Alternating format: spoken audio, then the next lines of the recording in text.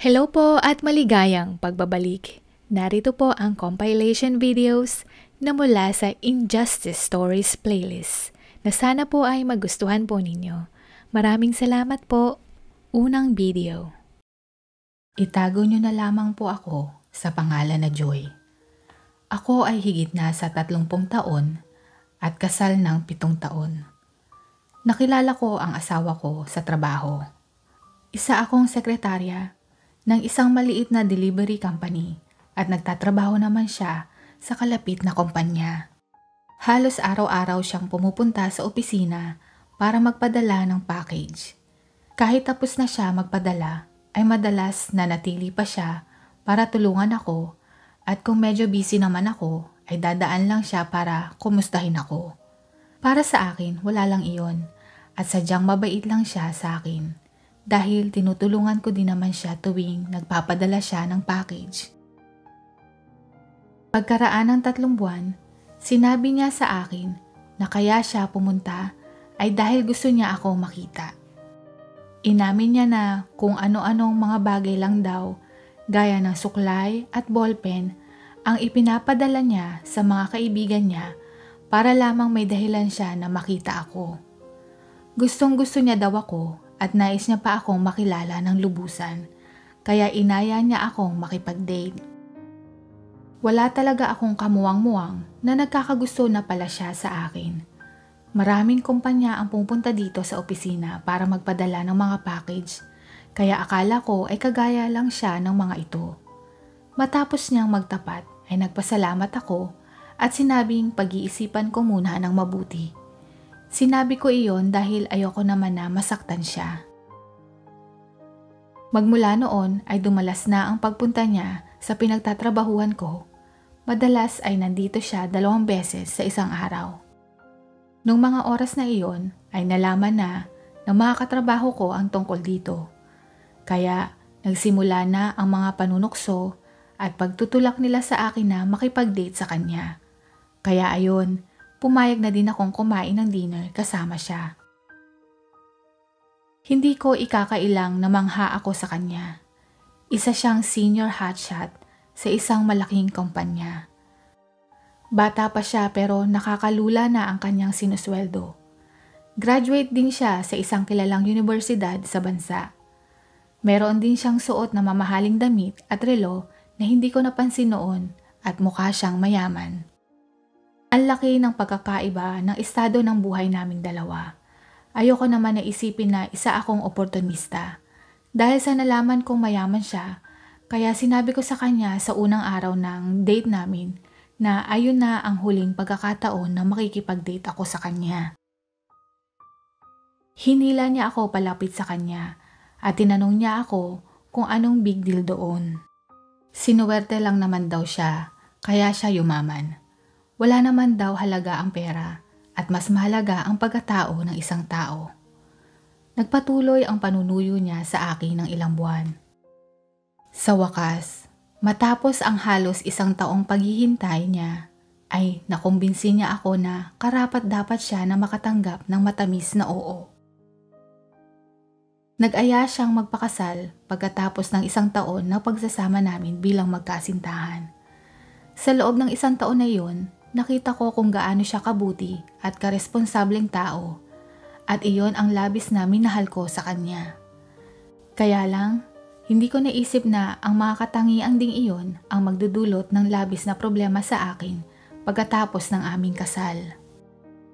Kagaya din siya ng kanyang mamagulang. Mabait din, pero nagbago ang lahat pagkatapos ng aming kasal. Hindi din pala maganda at komportable ang buhay ng kanyang mga magulang at sadyang nagtagumpay lang ang asawa ko kaya guminhawa ang kanilang buhay. Mayroon siyang naitabing pera at ginamit niya ito para makabili ng maliit na kondo malapit sa bahay ng kanyang mga magulang. Pagkatapos ng kasal, madalas kaming imbitahan ng nanay niya na pumunta sa kanilang bahay at madalas din siyang bumisita sa amin. Sa bawat pagkakataon na pumupunta siya ay palagi niya akong binibigyan ng sakit ng ulo. At ang lahat ay palaging tungkol sa pera. Kailangan daw niya ng ganito at ganyan. May sira ang ref, maliit ang kanyang TV, at hindi lumalamig ang aircon nila sa bahay. Ilan lang yan sa palaging dinadaing niya sa tuwing nagpupunta siya sa bahay. Nalaman ko na lahat pala ng gamit sa bahay ng aking biyenan ay binili ng aking asawa at ng isa pa nitong anak. Napakabait, tahimik at masunurin din ang bunsong kapatid ng aking asawa, kagayang-kagaya niya. Wala kang kahit anong maririnig sa kanya sa tuwing sumasakit ang ulo ko dahil sa nanay niya. Ngingitian niya lang ako at ayon ang labis na nagpapainit ng ulo ko. Nakakatanggap din ako ng pangungutya mula sa biyenan ko gaya ng napakataba ko o di kaya hindi na maganda ang amoy ko kaya kailangan ko ng maligo.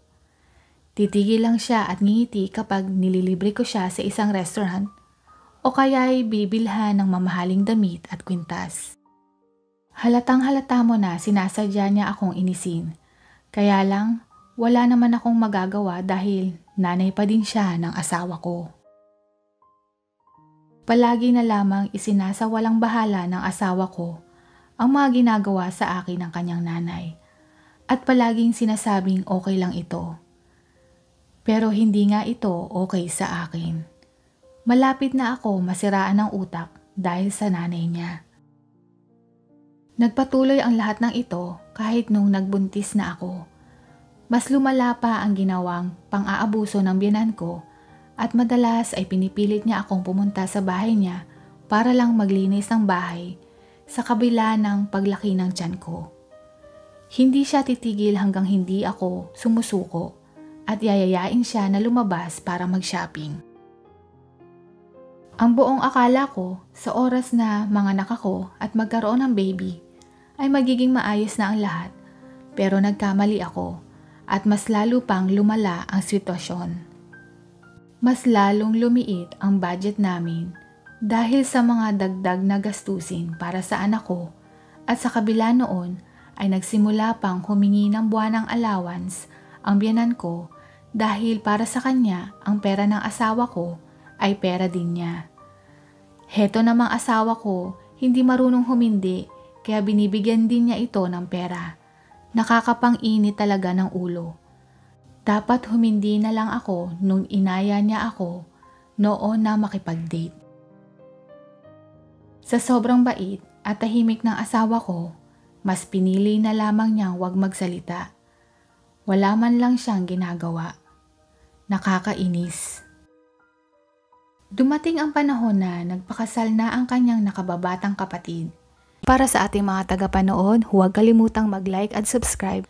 Isang ordinaryong empleyado ito at sapat lang ang kinikita bilang isang call center agent. Pero nakatagpo ito ng isang babaeng mula sa isang mayaman at maimpluwensyang pamilya. Sinusubukan din ng mapapangasawa niya na bumuo ng sariling internet company.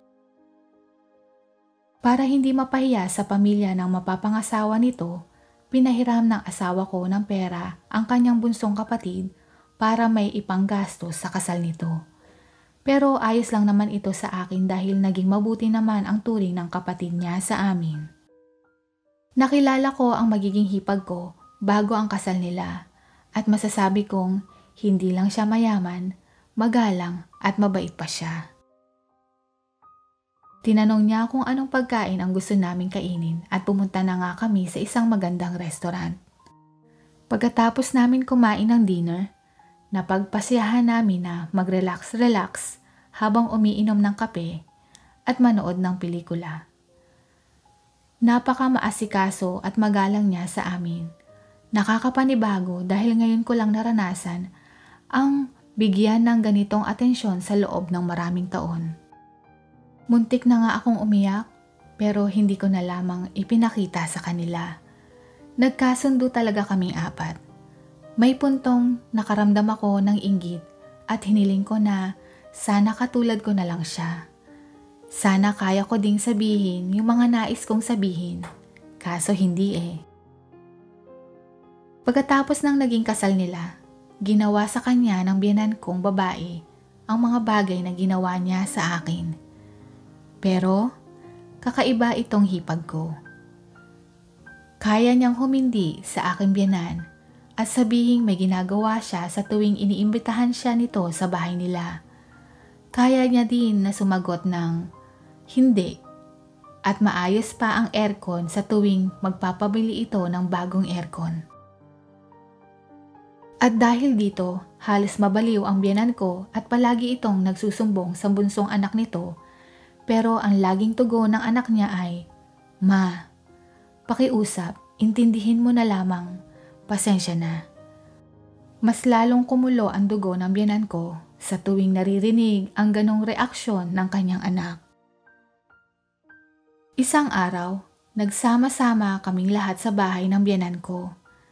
Bigla nitong sinabihan ang hipag ko na sagutin nito ang bakasyon papuntang Boracay.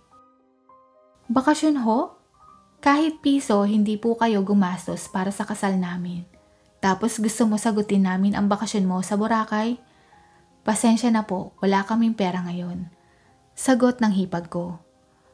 Muling nagpatuloy ang hipag ko at sinabing, "Bakit po hindi kayo maghanap ng trabaho para may ipangtustos kayo sa mga luho nyo?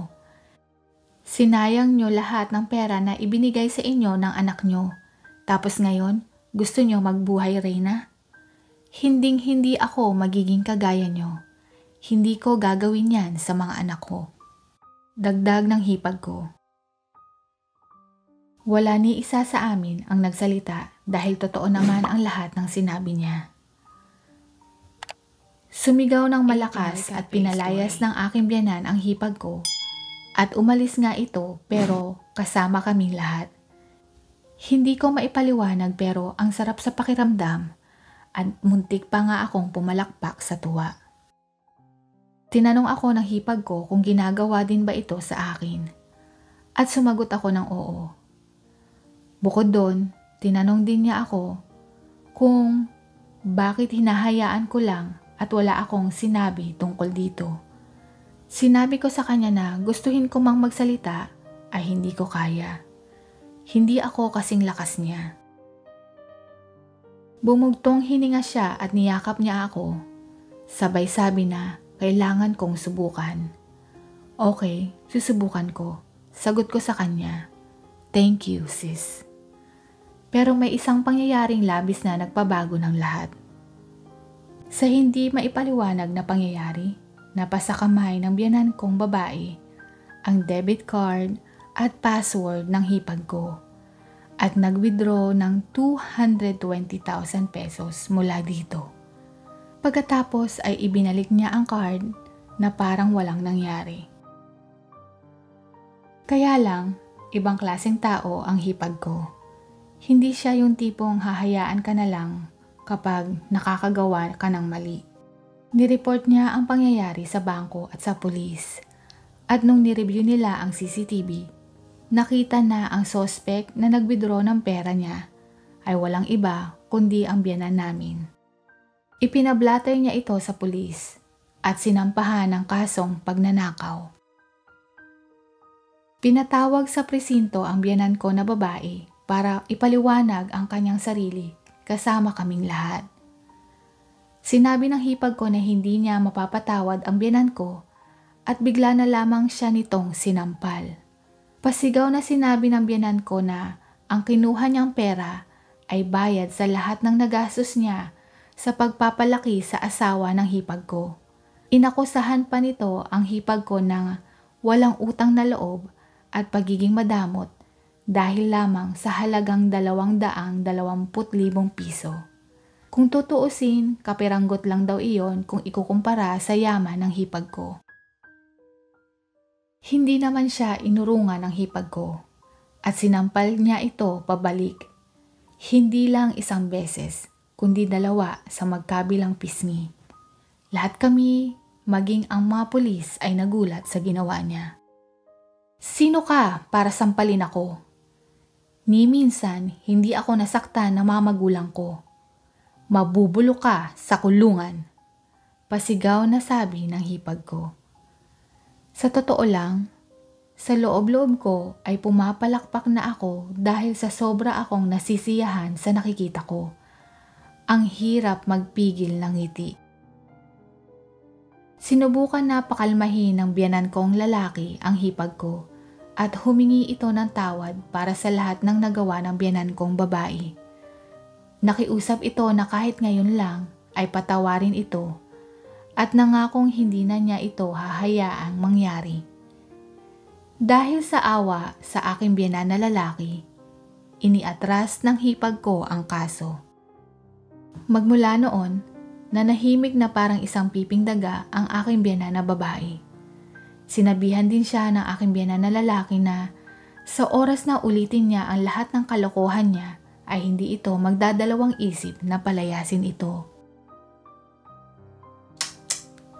Sana naman magtanda na ang biyanan ko at umasta na siya ayon sa edad niya.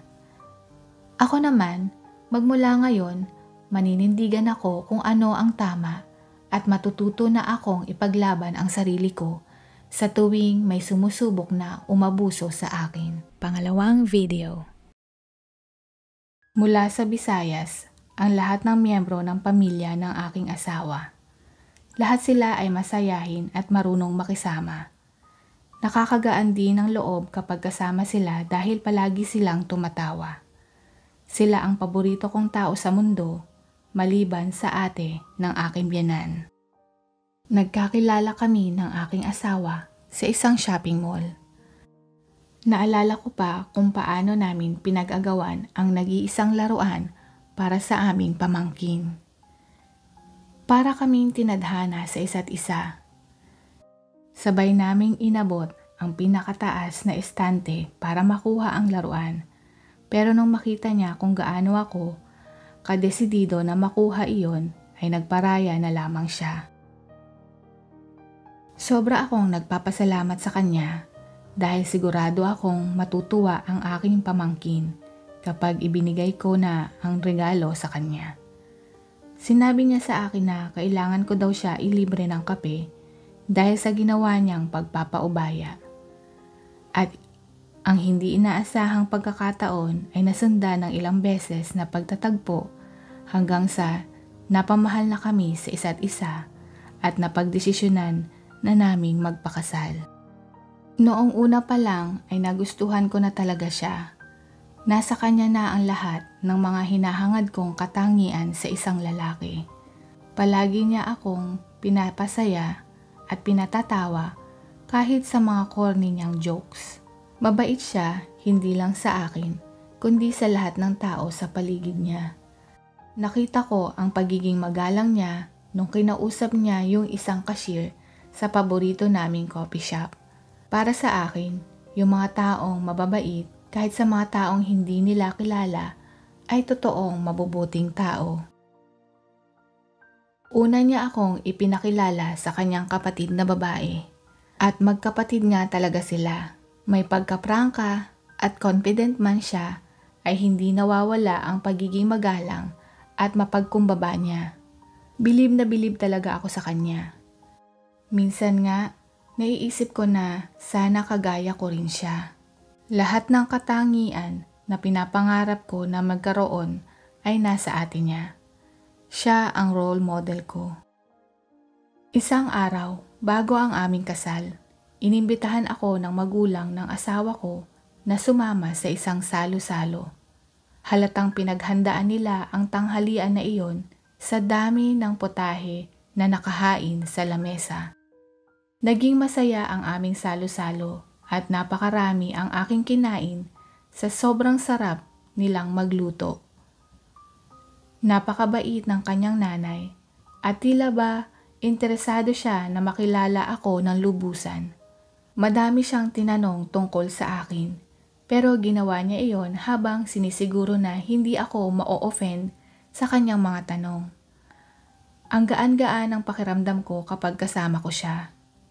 Hindi na nakakapagtaka kung bakit ganun na lamang kabait ang kanyang mga anak, kabilang na ang aking asawa. Kaya lang may hindi magandang nangyari pagkatapos ng hapunan.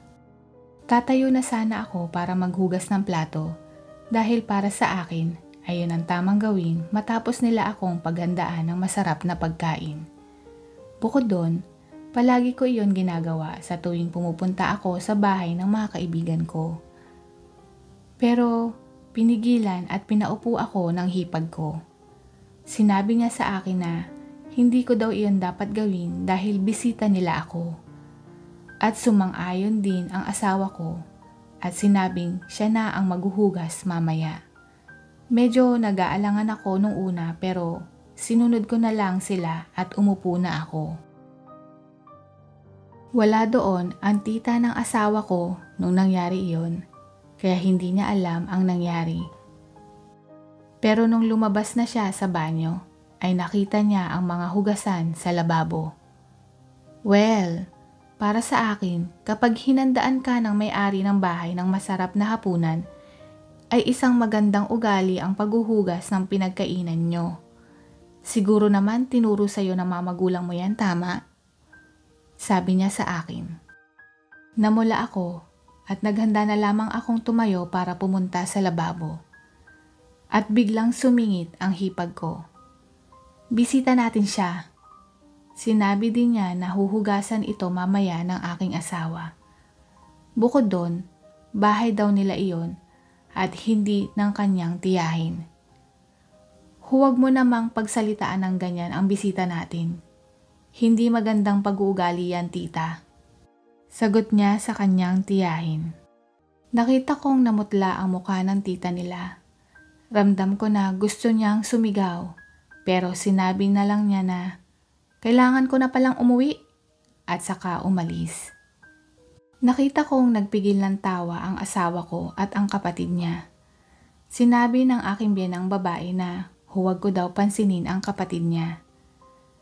Mas dumalas na ang mga ganong sitwasyon sa tuwing nagsasama-sama kami, pero pasalamat pa din ako dahil nakakayanan ko ito sa tulong ng aking hipag. Pagkatapos naming magpakasal, kumuha kami ng bahay malapit sa bahay ng mga biyenan ko. Masaya akong mapalapit sa kanila at sa tuwing bumibisita ako sa kanila ay para akong prinsesa. Kaya lang, palagi ding nandoon ang tita nila. Sinubukan kong ipagsawalang bahala na lang ang presensya ng tita niya, kaya lang napakahirap na hindi mapansin. Dahil kadalasan madaming komentong negatibo ang tita niya sa akin. Sana ay makasanayan ko din ito. Hanggang sa may isang insidenteng tumapos ng lahat. Nung minsang bumibisita ako sa mga biyenan ko, habang nag-uusap at nagtatawanan kami ng biyenan at hipag ko, biglang lumabas ang tita niya na bagong gising. Bigla siyang nagsalita ng, "Hindi ka ba marunong bumati sa nakatatanda?" Habang nanlilisik ang kanyang mga mata at nakatingin sa akin. Sa isip-isip ko, tulog siya nung dumating ako. Gusto ba niyang gisingin ko siya para bumati? Pero tumayo na lamang ako at bumati ng may paggalang. Pero hindi pa doon nagtatapos. Tinanong din niya ako, "Kailan ka ba magbubuntis? Wala pa din bang balita? May mali ba sa'yo? May sakit ka ata?" Habang sinasabi niya ay nakataas ang isa niyang kilay. Sa totoo lang, mag-4 na taon na kaming kasal at sobra akong nalulungkot dahil doon. Ilang beses naming sinusubukan pero hindi pa kami nagtatagumpay. Noong unang taon naming kasal, palagi kaming tinatanong ng pamilya niya tungkol sa pagbubuntis ko. Pero sa paglipas ng panahon, itinigil na din nila dahil alam nilang nasasaktan ako. Maliban sa tita niya. Sinubukan ng biyenan kong babae na patigilin ang kapatid niya sa palagi ang pagtatanong tungkol sa pagbubuntis ko. Kaya lang hindi ito nagpapapigil. Gustong-gusto siguro talaga ng tita ng asawa ko na palaging sirain ang araw ko. Nagsalita muli ang tita niya ng, "Bakit? Anong mali sa sinabi ko? Totoo namang baog siya," na may kasamang pag-irap sa akin. Hindi na napigilang sumagot ng hipag ko at sabi, "Tita, hindi na tama ang ginagawa mo. Mawalang galang na po, umalis ka na sa bahay na ito. Kinuha ng hipag ko ang mga gamit ng tiyahin niya at inilagay ito sa labas ng pinto. Umalis ka na ngayon at pakiusap, huwag na po kayong babalik. Dagdag niya at nakaturo ang kanyang kamay sa direksyon ng pintuan. Hindi matigil sa kakahiyaw ang tita niya. Nagsalita muli ang hipag ko. Ilang beses na kitang naririnig na nagsasalita ng masasama tungkol sa nanay ko noon. At ilang beses ko din pinalagpas iyon. Pero ngayon, pati ang asawa ng kapatid ko, pinagsasalitaan mo ng masama. Sumusobra ka na ata. Ibang klaseng kasamaan na ang tinataglay mo. Hindi po porket mas matanda ka sa amin, ay may karapatan ka ng pagsalitaan kami ng ganyan. Ayoko na makita ka pang muli sa pamamahay na ito. Wag na po kayong pumunta sa bahay na ito. At kung gusto mong magsalita ng masama sa kapwa, bakit hindi mo iyon sabihin sa anak mo na nabuntis at tinakbuhan ng boyfriend? Dagdag pa ng hipag ko. Gustong gusto kong tumawa ng napakalakas dahil sa sobrang gaan ng pakiramdam ko. Pero naaawa ako nang makita kong namutla ang muka ng tita niya. Kaya tumalikod na lamang ako at nagpunta sa banyo. Simula noon, sa tuwing nagkakaroon kami ng pagkakataon na magsama-sama, hindi na niya ako binubuli. Napansin kong iniiwasan niya ako at ayos na ayos sa akin iyon. At salamat, sa wakas, mag-aanim na buwan na akong buntis. Sobra akong nagpapasalamat sa hipag ko. Sobrang swerte ko na nagkaroon ako ng hipag na kagaya niya. At para akong nagkaroon ng bagong kapatid. Pangatlong video. Ilang taon nagtatrabaho bilang isang OFW ang aking asawa. Inalagaan kong mag-isa ang nag-iisa naming anak na lalaki, si Gerald. Noong maliit pa siya, kinakailangan kong tumigil sa pagtatrabaho para maasikaso siya ng mabuti. Pero nung tumungtong na siya ng 8 taong gulang, ay nagpatuloy muli ako. Hindi ganon kalaki ang sinisweldo ng aking asawa bilang isang manual laborer. At pangarap namin na ma-enjoy ang pinaghirapan namin sa oras na magretiro na kami.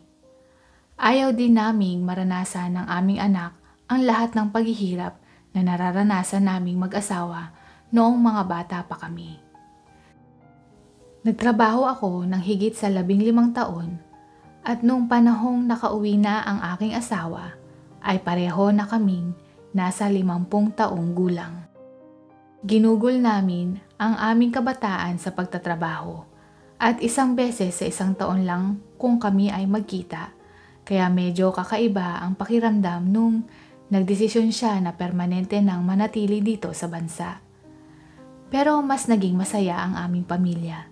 Naisip naming magpundar ng isang sari-sari store at bigasan. Bukod doon, nagtayo din kami ng isang maliit na computer shop sa harap ng bahay namin. Unti-unti na naming nararamdaman na malapit na naming makuha ang inaasam naming mag-asawa. Hindi na namin pinoproblema ang pera at masaya kaming nagsasamang dalawa. Pero may isa kaming inaalala, ang aming nag-iisang anak. Hindi maganda ang mga naging grado ng aking anak sa eskwelahan at madalas ay hindi siya pumapasok. Palagi siyang sumasama sa mga barkada niya at nagliliwaliw. Hindi na din siya nagkolehiyo. Nasubukan naman niyang mag-aral ng 1 semester sa kolehiyo, kaya lang ay nag-drop out siya matapos ibagsak ang mga subjects niya. Ngayon, malapit na siyang mag-30 anyos. At hindi siya tumatagal ng 1 o 2 buwan sa trabahong pinapasukan niya. Hindi na nga siya nag-aral ng mabuti dati, ngayon naman ay hindi siya nagtatrabaho. Palagi lang siyang lumalabas kasama ng mga kaibigan niya. Madalas ay umiinom. At kung hindi naman ay nanonood lang siya ng TV sa bahay. Mukhang kontento na siya na humingi ng pera sa amin. Minsan ay pumupunta siya sa sari-sari store at kumakain o kaya ay umiinom ng mga paninda namin nang hindi nagbabayad. Madalas ay ginugugol niya ang buong araw sa paglalaro sa computer shop namin. Pero hindi ba dapat ay nagtatrabaho na siya? Lalo kaming alalang-alala sa magiging kinabukasan niya at humihingi ako ng paumanhin sa asawa ko dahil dito. Pakiramdam ko, may kasalanan ako kung bakit siya naging ganito. Palagi akong nagtatrabaho at nakakaligtaan ko na minsan na tingnan siya. Humingi ako ng tawad at pinagaan naman ng aking asawa ang aking loob. Isang araw, sinabi niya sa amin na nakakita siya ng isang babae na gusto niyang pakasalan. Nagulat kaming lahat dahil paano siya nakahanap ng kasintahan kung buong magdamag siyang naglalaro sa may computer shop. Pero kahit papaano ay nakakita kami ng kahit konting pag-asa dahil hindi lang girlfriend ang ipinakilala niya, kundi kanyang mapapangasawa. Siguro ay sa wakas ay nag-mature na siya at handa na siyang tumanggap ng responsibilidad. Dinala ni Gerald ang kanyang fiancé na si Grace sa bahay. Umupo kaming lahat at naghanda ako ng kape at cake mula sa isang mamahaling bakery na paborito ko. Napakagalang niya at ngiti-ngiti siyang bumati sa amin. Ibang-iba siya sa aming anak. Matalino siya at nakatapos ng kolehiyo.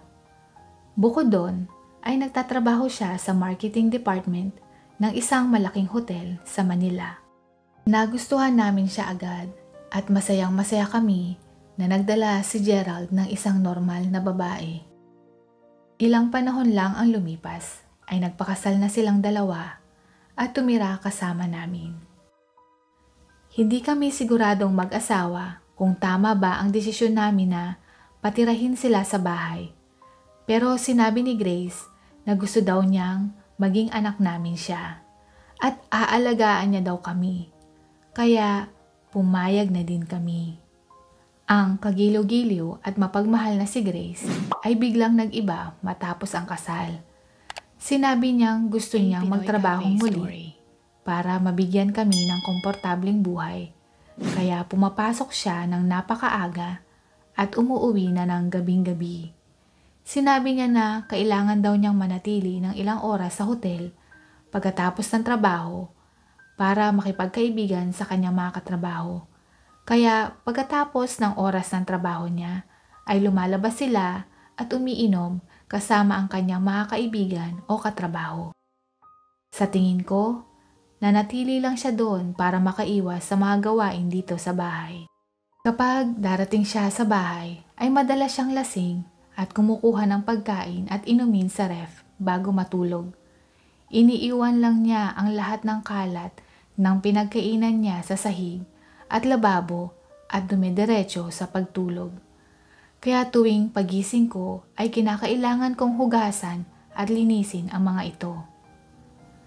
Tuwing day off naman niya ay palagi silang lumalabas ni Gerald sa kanilang well-deserved break kuno. Si Gerald, ayun, syempre hindi pa rin nagtatrabaho. Sabi pa niya, bakit ko kailangan maghanap ng trabaho? Nagtatrabaho naman ang asawa ko. Dumating ang puntong sumuko na kaming mag-asawa hanggang sa may isang balita ang dumating.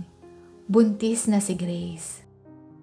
Masayang-masaya kami sa pagdating ng aming apo na si Gemma. Mabilis na tumatakbo ang oras sa tuwing nakikipaglaro kami sa aming apo. Nung matapos na ang isang buwan na maternity leave ni Grace sa hotel, hinikayat namin siya na kumuha ng yaya na mag-aalaga sa aming apo dahil medyo may katandaan na din kami at mabilis mapagod. Pero tinanggihan niya ang aming suwestyon at sinabing hindi daw niya ipagkakatiwala sa iba ang kanyang nag-iisang prinsesa. Kaya si Gerald ang nakatalagang mag-alaga sa anak nila. Pero syempre, hindi niya ito ginagawa. Sa huli, sa amin na uwi ang responsibilidad sa pag-aalaga kay Gemma araw-araw. Noong una, medyo natutuwa pa kami kaya lang habang lumalaki na ang aming apo ay unti-unti na kaming nahihirapan. May pagkakataong hindi man lang bumabangon sa kalagitnaan ng gabi sina Gerald at Grace para palitan ang diaper ng kanilang anak. Sa umaga naman, ayun, habang nasa trabaho si Grace, ay buong araw namang nasa computer shop si Gerald. At kagaya dati, sa tuwing walang pasok si Grace, ay umaalis silang mag-asawa. Kaya kami ng asawa ko ang nag-aalaga kay Gemma buong araw. Nakiusap na kami na alagaan nila ang kanilang anak o kumuha man lang ng katulong na mag-aalaga dito. At hindi pa rin sila pumayag dahil wala daw silang ibang pinagkakatiwalaan kundi ang pamilya lamang nila. Patuloy pa din naming inaalagaan ang aming apo. Pero minsan sa sobrang pagod ay nakakagawa kami ng ilang pagkakamali. Nariyang nakakalimutan naming palitan ng diaper agad si Gemma o di kaya ay hindi namin nainit ng maayos ang kanyang gatas. Kapag nahuhuli ni Grace na nagkakamali kami, ay madalas na nasisigawan niya kaming mag-asawa. Itinataboy niya kami at siya na ang gumagawa. Nagsimula akong mag-isip na baka kailangan ko nang gumawa ng maraming pagkakamali nang sa ganon ay siya na ang mag-alaga at gumawa ng lahat para kay Gemma. Pero hindi pa din nagbabago ang isip niya at ayaw pa din niyang kumuha ng yaya. Kaya ayun, kami pa din ang nag-aalaga. At kapag hindi nagustuhan ni Grace ang aming diskarte sa pag-aalaga sa anak niya, ay sinisigawan niya kami. Isang gabi, nagdala ng isang computer si Grace sa sala at nilagyan ito ng kamera. "Anong gagawin mo?" Tanong ko sa kanya. Sumagot naman siya ng, "Maglalagay ako ng webcam dito sa bahay para makita ko ang mga nangyayari dito at para mapanood ko sa aking cellphone kung naalagaan mo ba ng mabuti si Gemma. At kung may makikita man akong pagkakamali mo, ay sasabihin ko kaagad ito sa'yo." Nagulat ako at sinabing, "Ano? Mag-i-spy ka sa akin? Sa sarili kong pamamahay?" Sumagot si Grace na, "Ma, hindi ito pang-spy. Gusto ko lang makita kung anong ginagawa nyo at maturuan kayo kung may hindi kayo nagagawang tama." Nagpintig ang aking tenga nung marinig ko iyon. "Bahay ko to at hindi ko hahayaan na may nagmamasid sa bawat kilos ko sa sarili kong pamamahay. Alisin mo ngayon iyan sa bahay ko. Kumuha ka ng yaya dahil simula ngayon, hindi ko naalagaan ang anak mo. Kung ayaw mo ng sinasabi ko, malaya kang makakaalis sa bahay ko. Layas!" Naramdaman niyang hindi ako nagbibiro sa mga sinabi ko, kaya bigla siyang natauhan at humingi ng tawad sa akin at nilabas ang computer. Nakiusap siya na wag na kumuha ng yaya at alagaan ko si Gemma. Bigla naming narinig ang pag-iyak ni Gemma sa di kalayuan at nung narinig ko yun, parang may kumirot sa dibdib ko. Hindi ko din matiis ang apo ko kaya pumayag na ako. Nagbigay ako ng babala na, "Bibigyan kita ng isa pang pagkakataon. Ito na ang huli mong pagkakataon, okay?" Nung isang linggo, milagrong hindi umalis ang mag-asawa at pareho silang nasa bahay. Umupo na sila sa sala samantalang ako ay naghahanda ng kakainin namin sa tanghalian. Masaya silang nanunood habang nagtatawanan. Ang apo ko ay nakaupo sa kanyang high chair. Dahil tapos na siyang uminom ng gatas, ay naglagay ako ng isang basong orange juice sa harap niya. Gusto rin daw ni Grace ng juice kaya kinuha niya ito mula sa rep. Ilang sandali lang ay bigla siyang nagsisisigaw. Tinititigan niya ang bote ng juice. "Expired na ang orange juice na ito kahapon. Bakit mo binibigyan si Gemma ng expired na inumin? Ano bang problema mo?" Agad niyang kinuha ang baso ng orange juice na nilagay ko kay Gemma. Tumayo siya sa harap ko at patuloy pa din siya sa pagsigaw sa akin. Pilit ko siyang kinukumbinsi at sinabing, yung nakalagay na expiration date dyan sa bote, hindi ibig sabihin, yan na yung araw na sira agad yung product. At pwede pa rin naman ito inumin ng ilang araw. Hindi ibig sabihin na hindi mo na pwedeng kainin o inumin pagkatapos ng petsa na iyan. Isa pa, tatagal pa ng ilang araw pagkatapos ng expiration date ang orange juice na yan. At saka, isang araw pa lang naman ang nakakalipas. Pasensya na, hindi ko dapat iyan binigay kay Gemma. Pero hindi naman siya masasaktan dahil dyan. Patuloy pa din ako sa pagpapaliwanag hanggang sa biglang may naramdaman akong malamig sa aking muka. Isinaboy ni Grace ang juice sa aking muka na pinaglagyan ko ng juice para kay Gemma. Napatulala ako, natigilan ako sa pagsasalita at napaupo na lang sa pangyayari. At pagkatapos ay may narinig akong malakas na tinig. "Anong ginagawa mo? Ang kapal naman ng pagmumukha mong gawin iyon." Nagsusumigaw na lumapit ang aking asawa kay Grace at bigla na lamang itong sinampal. Napaupo sa sahig si Grace dahil sa lakas ng sampal. Bigla siyang nagtititili at sinabing, "Anong ginagawa ko? Bakit mo ako sinasaktan? Tatawag ako ng pulis."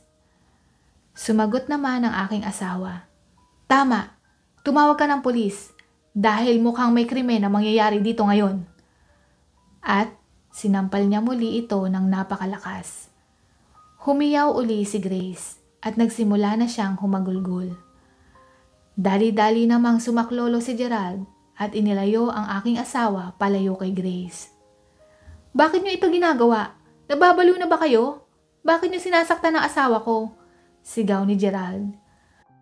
Galit na ang asawa ko at nagawa na din niyang suntukin si Gerald at sinabing, "Etong gunggong na ito, simula ngayon hindi na kita anak." Nung nahimasmasan na ako, ay hinila ko ang asawa ko palayo sa kanila. Sumigaw ako at sinabing lumayas na sila ngayon din at huwag na silang babalik kahit kailan.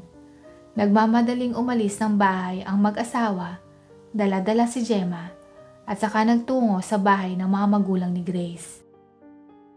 Nung kinahapunan ng araw na iyon, inilagay na namin ang lahat ng mga gamit nila sa box at inilagay ito sa labas ng bahay. Tinawagan ko sila para sabihin kunin na nila agad ang mga gamit nila, kung hindi ay mananakaw ito ng ibang tao. Agad naman silang pumunta sa bahay at tinangay ang mga gamit nila saka umalis muli.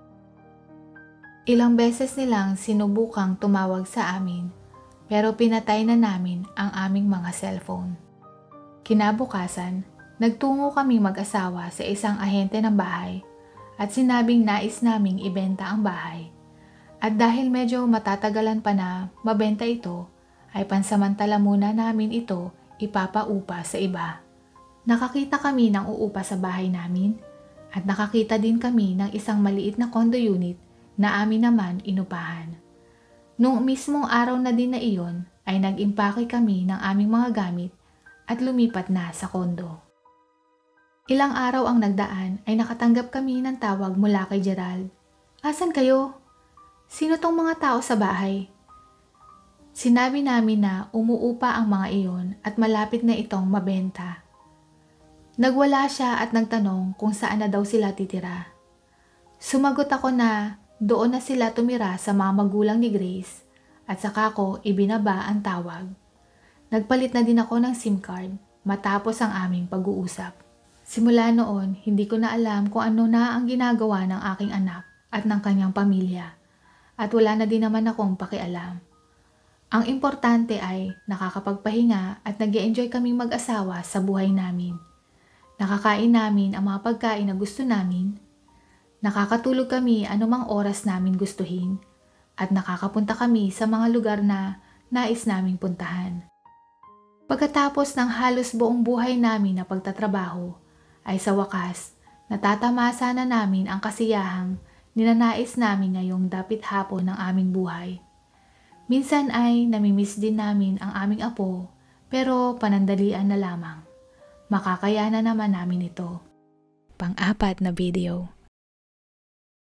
Magkababata at magkapitbahay kami ni James. Naging magkaklase din kami mula kindergarten hanggang high school. Nagsimula ang kwento ng aming pagkaibigan nung kami ay nung nasa grade 2. Ako ang class treasurer ng klase namin.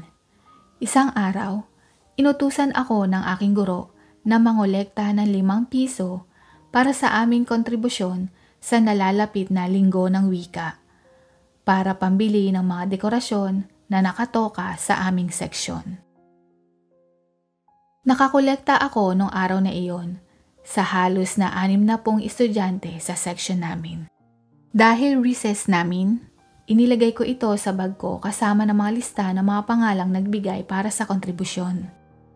Subalit nung pagbalik ko ng classroom, napansin kong nakabukas ang aking bag. Dali-dali ko itong tiningnan at yung koleksyon ko para sa linggo ng wika ay wala na sa aking bag. Tinanong ko ang mga kaklase ko kung meron silang nakitang may lumapit at may kinuha sa aking bag. At wala man lang ni isa sa aking mga kaklase ang naging saksi sa nangyari. Nangangatog ako at napakabilis ang takbo ng aking dibdib. Hindi ko alam kung paano ito ipapaliwanag sa aking advisor. Nagsimula ng tumulo ang aking mga luha nang hindi ko namamalayan. Mga ilang oras pa ay pumasok na ang aming advisor sa classroom at tinanong ako para ibigay sa kanya ang nakolekta kong kontribusyon, subalit hindi ako makapagsalita. Ilang minuto ang nakalipas, parang medyo tumaas ang boses ng aking guro at inulit na tinanong sa akin na ibigay ko na sa kanya ang kontribusyon. Hindi ako makagalaw, para akong naging estatwa nang biglang tumayo si James at sinabing, "Ma'am, pasensya na po, nawala ko po yung koleksyon para sa linggo ng wika na pinatago ni Kara. Nakiusap po sa akin si Kara na tingnan-tingnan yung bag niya at bibili lang siya ng pagkain sa kantin. Ngunit nagpunta po ako saglit ng banyo at nakaligtaan ko pong ibilin sa iba ang bag ni Kara. At ayun po, nawawala ang nakolekta ni Kara." "Kara, totoo ba ang sinabi ni James?" Tanong sa akin ng aking guro. Tumango ako at nagsimula ng tumulo ang aking mga luha. "Sa susunod mag-ingat ka. Kayo, kung sino man ang kumuha ng koleksyon, umamin na," sabi ng aking guro.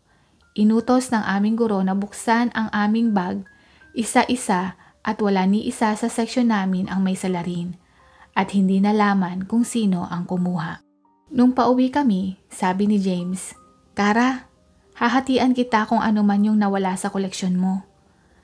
Tumango ako at nagpasalamat sa kanya. Simula noon, palagi na kaming magkasama sa pagpasok, recess at pag-uwi.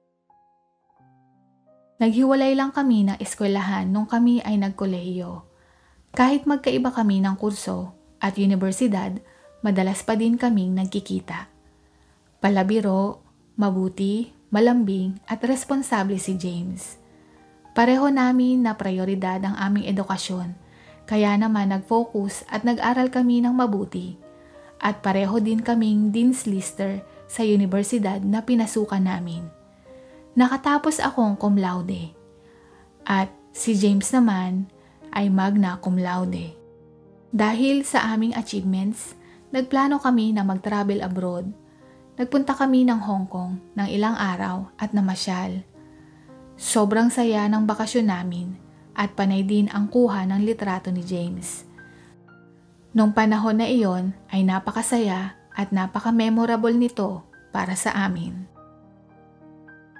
Pagkatapos namin galing sa bakasyon, hindi ko inaasahan na may masamang balita. Na-diagnose ng stage 3 prostate cancer si Papa. Nagtatrabaho ako bilang isang teller sa bangko. Nagpapagamot si Papa. Pero ang chemotherapy ay nakakabutas ng bulsa.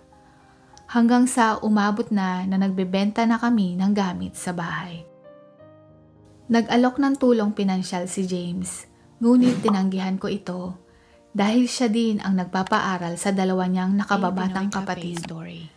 Halos 3 taon nakipaglaban sa cancer si Papa bago niya kami tuluyang iwanan. Napakasakit na mawala ng ama. At nabaon din kami sa utang dahil sa mga nagastos para sa mga pampagamot kay Papa.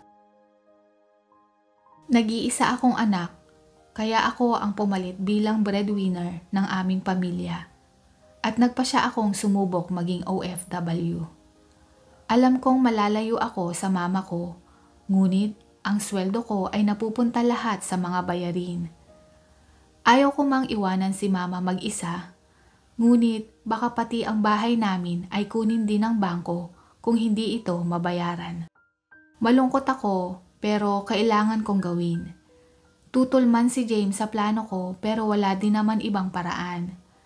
Nakakuha ako ng trabaho sa Dubai at nagpaalam na ako kay James at kay Mama. Ang plano ko ay 2 taon lang ako mag-a-abroad at pagkatapos makabayad at may konting ipon, babalik na din ako ng Pilipinas. Dumating ako dito sa Dubai. Sobrang na-homesick ako, ngunit lahat ng iyon ay tinitiis ko. Pagkaraan ng 13 buwan, nakatanggap ako ng tawag mula kay James. At si Mama ay nakomatose. Nadula si Mama sa banyo at tumama ang kanyang leeg sa may toilet bowl na nakadamage ng kanyang spinal cord.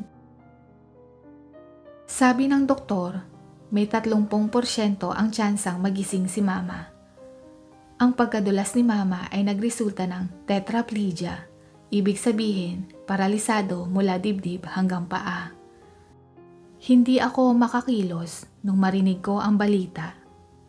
Nanlalambot ako at gusto kong sumigaw para mailabas ang dalamhating nararamdaman ko nung mga oras na iyon at tumulo ng sunod-sunod ang mga luha ko. Hindi ko alam ang gagawin ko dahil iniisip ko din kung saan ako kukuha ng panggastos ko kung uuwi ako ng Pilipinas. Nagdesisyon akong mag-file ng leave at pinayagan naman ako. Bumalik ako ng Pilipinas at nung makarating ako sa ospital, walang pagbabago sa lagay ni Mama. At makalipas ang ilang araw, tuluyan ng binawian ng buhay si Mama. Sobra ang kalungkutan na aking nararamdaman.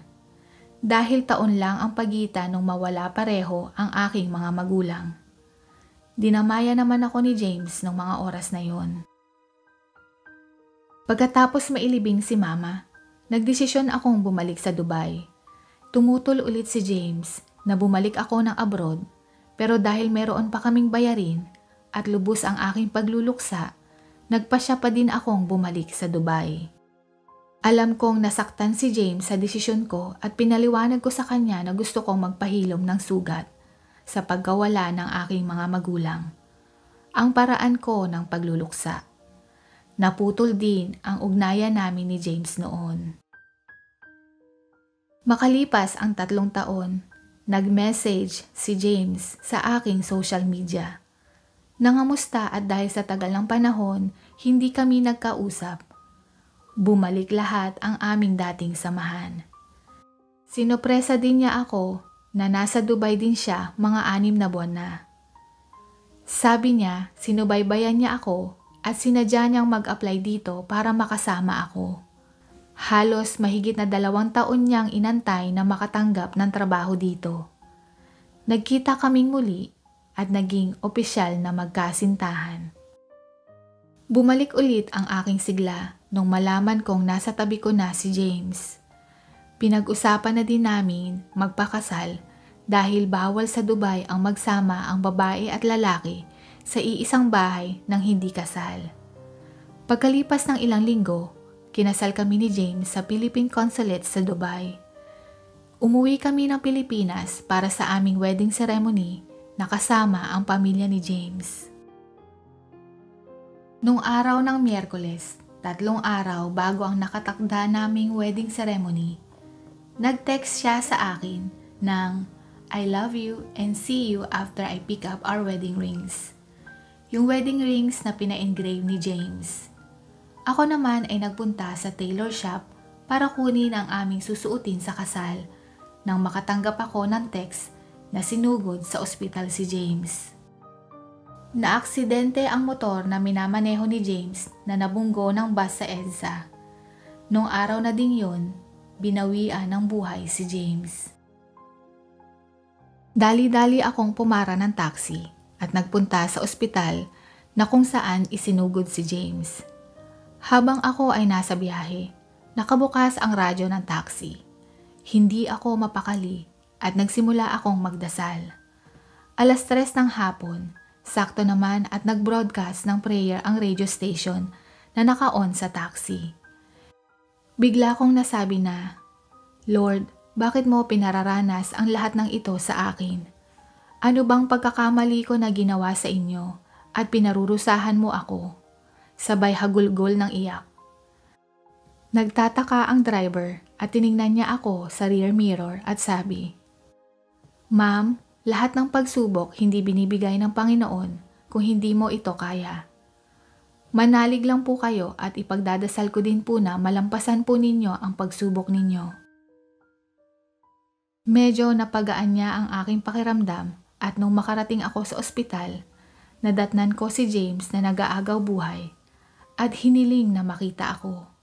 Hinanap niya ang singsing na agad namang binigay ng nurse at inilagay niya sa aking daliri at ako din sa kanya. I love you, Kara. Forever and always. Yan ang huling salita na sinabi ni James bago siya nawala. Niyakap ko siya ng mahigpit hanggang sa tuluyan akong nawala ng malay. Nagising ako sa isang kwarto at pumasok ang doktor. Pinaliwanag niya na hinimatay ako at ineksamin niya ako at natuklasan kong magtatatlong buwan na akong buntis. Okay naman at healthy naman ang baby. First death anniversary ni James ngayon. Naninirahan kami ng anak kong si James Jr. sa Dubai. Nagpunta kami ng anak ko sa Jumeirah Beach para isaboy ang konting abo ni James sa dagat. Mapait man ang aking karanasan, pero binigyan pa rin ako ng Panginoon ng pag-asa na magpatuloy sa buhay na kasama ang aming anak. Panglimang video. I am a vegetarian. I am also a cheater. Nakapanood kami dati ng pamilya ko ng isang nakakakilabot at nakakadiring dokumentary tungkol sa pagkain ng karne. Kaya simula noon, napagdesisyonan naming mag-asawa at ng anak ko na maging isang vegan. Hindi namin ito masikmura, kaya ipinangako namin na kailanman ay hindi na kami kakain ng karne. 4 na taon na ang lumipas magmula noon. At heto na, mas naging maganda ang pakiramdam namin at mas naging malusog kami. Kumakain kami ng itlog at umiinom naman ng gatas ang aming anak. Pero sa kabuuan, hindi na talaga kami kumakain o tumikim man lang ng kahit anong karne. Kapag ibinabahagi namin ang pagiging vegetarian namin sa aming pamilya o kaibigan, hindi namin mapigilang maging proud sa sarili namin, lalo na kapag manghang-mangha sila sa pagtatanong na, paano nyo nakayanan iyon?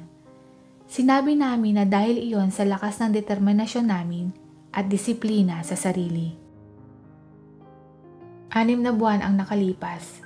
Habang nanonood ako ng mga video sa YouTube, ay bigla kong naklik ang isang video kung saan ipinapakita ang pagluluto ng pork belly. Iniihaw ito ng napakasarap at kitang-kita mo ang lutong at pagiging juicy ng karne nito. Natakam ako sa napanood ko at namiss ko ang mga panahong kumakain pa ako ng baboy. Pero hindi ito maaari. Nangako akong hindi na ako kakain ng karne kahit anong mangyari, lalo na pagkatapos ng mga nalaman ko. Pero kahit ilang oras na ang lumipas, hindi pa rin maalis sa isip ko ang napanood ko, kaya nanood muli ako ng mga video ng pagluluto ng pork belly at iba pang mga pagkaing luto sa baboy. Nakakapaglaway talaga at naamoy ko kung gaano sila kasarap kahit nanunood lang ako. Sa paglipas ng mga araw ay mas lalong nadagdagan ang temptation ko na tumikim kahit kaunting karne. Anong kailangan kong gawin? Palagi kong tanong sa aking sarili. At ayun, nangyari ang hindi inaasahan. Habang naglalakad ako pauwi sa bahay, ay may nadaanan akong barbecue restaurant.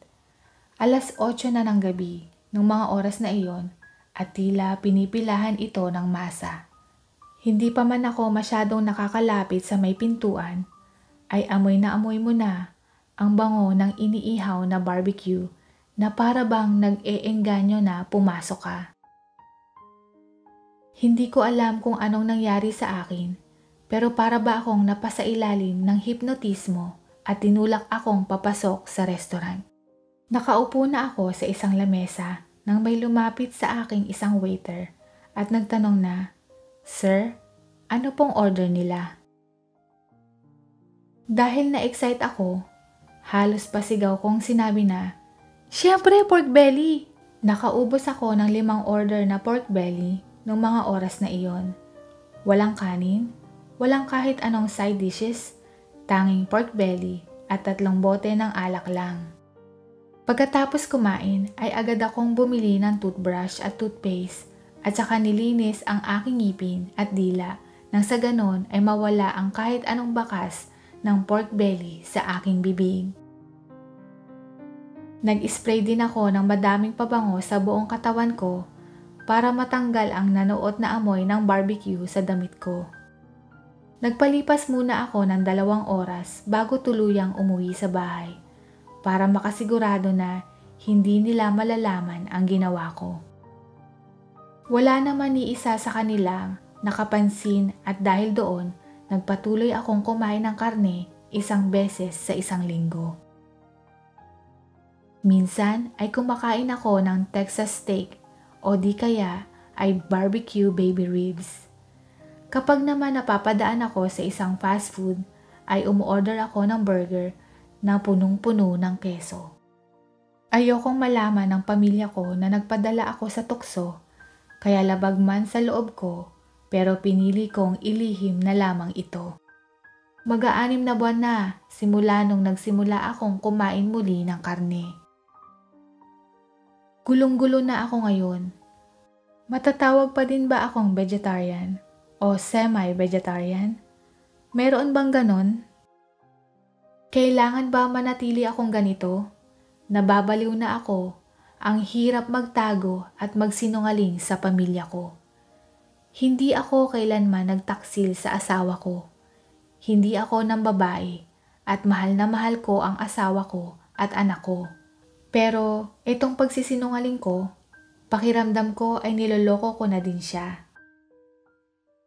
Gustong-gusto ko na magtapat sa kanila, kaya lang natatakot ako sa maaaring sabihin nila. Bawat araw na lumilipas ay mistulang isang pahirap sa akin. Naipit ako sa gitna ng langit sa sarap ng karne at sa impyerno dahil sa pagsisinungaling ko. Meron ba ditong kagaya ko? Kailangan na kailangan ko ng payo mula sa inyo. Dito na po nagtatapos at sana po ay nagustuhan po ninyo ang mga kwentong ito. Hanggang sa muli, paalam at God bless po!